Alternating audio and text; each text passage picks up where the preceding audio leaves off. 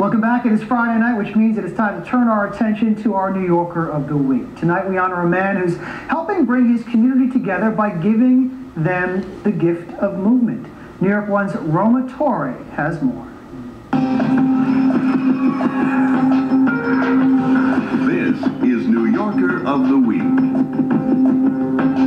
Jumping, stretching, and dancing. Just some of the things students learn from Paul Chun, someone who knows how to get people moving. I know the thrill of jumping in the air and doing a somersault and landing on your feet. I know the thrill of moving to music as a dancer would. And I know the thrill of finding that center of peace in yoga and meditation. As a professional dancer, gymnastics student, and yoga enthusiast, Paul learned what he needed to found Keone Movement Arts, a nonprofit that brings yoga-nastics to as many people as possible.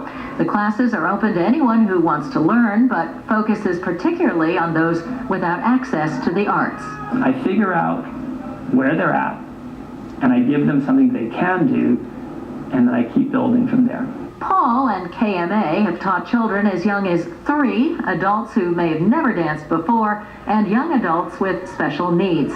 At a recent KMA class at Danny Studios in Hell's Kitchen, parents looked on as their kids learned how to shake, rattle, and roll.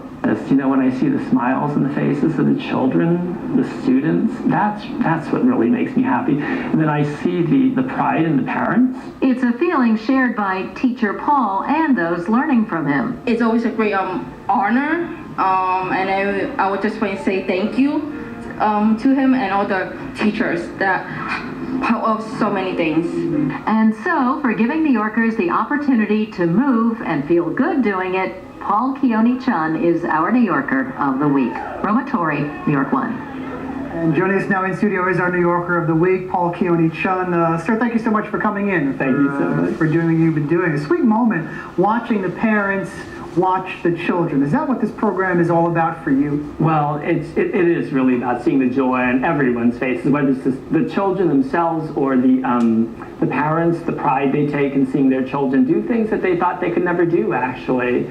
Yes, and then we've even had performances where we invited guests to come and see that.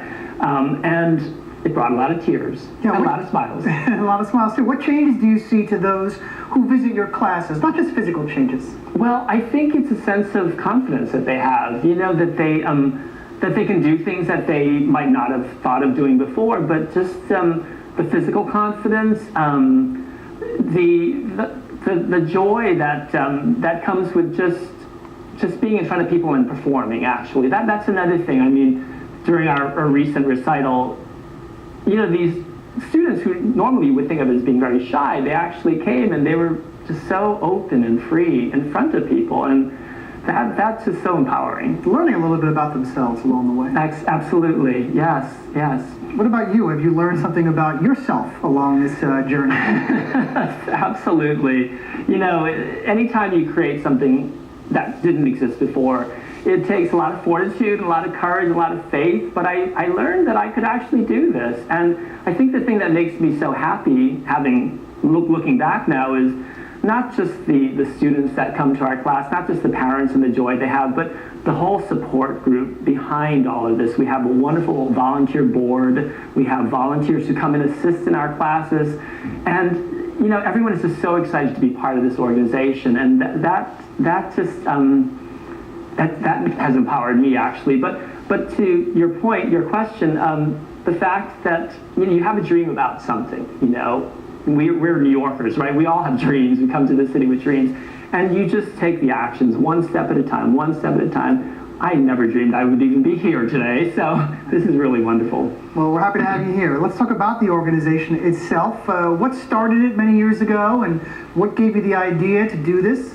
Well, in my lifetime, I benefited from gymnastics, dance, and yoga. I consider myself very fortunate, actually, because I was able to compete competitively. I went to schools that had competitive gymnastics programs, and that is becoming increasingly rare in these times. Then I moved to New York, and I danced professionally and performed as an actor also. But I was able to have about a 10-year career as a performer.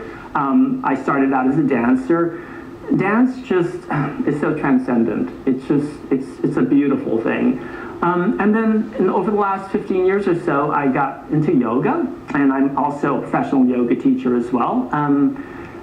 These are three things that have been big parts of my life, and I'm at that age in my life where I want to share these things with the next generation, so to speak, and current generations as well, of course. But really, to the point, actually, gymnastics in particular as an activity is somewhat inaccessible to many because it's just a really expensive activity to do.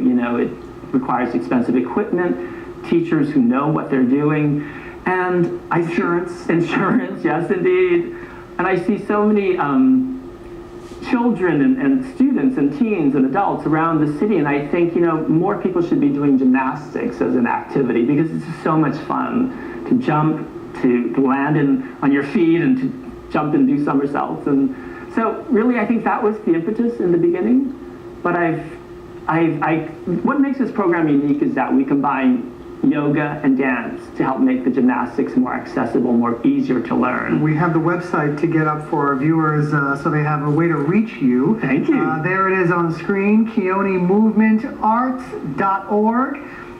There's a lot of programs offered by this man's organization. So young, old, inactive, active, you can reach Paul Keone-Chun at that website. Sir, thank you so much for coming in and being our New Yorker of the Week. Thanks so much, John. Nice Appreciate it. Pleasure.